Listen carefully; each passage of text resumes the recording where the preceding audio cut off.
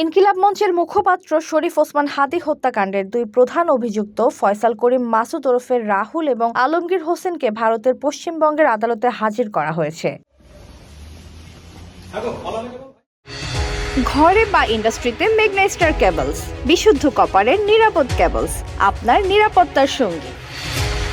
14 দিনের police remand শেষে রোববার তাদের বিধাননগর মহকুমা আদালতে তোলা হয়। আদালতে তোলার সময় সাংবাদিকদের প্রশ্নের জবাবে ফয়সাল দাবি করেন তিনি এই হত্যাকাণ্ডের সাথে জড়িত নন, তবে তাকে ফাঁসানো হয়েছে কিনা এ বিষয়ে কোনো মন্তব্য করতে অস্বীকৃতি জানান তিনি।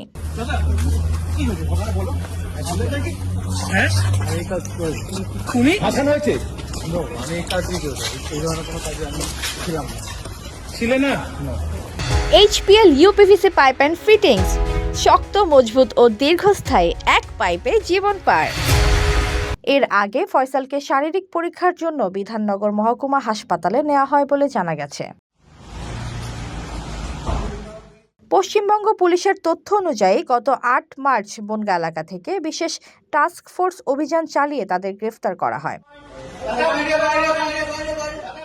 ফয়সালের বাড়ি পটুয়াখালীতে এবং আলমগীরের বাড়ি ঢাকায়। তারা অবৈধভাবে সীমান্ত পেরিয়ে ভারতে আত্মগোপনে ছিল এবং পরে বাংলাদেশে ফেরার চেষ্টা করছিল।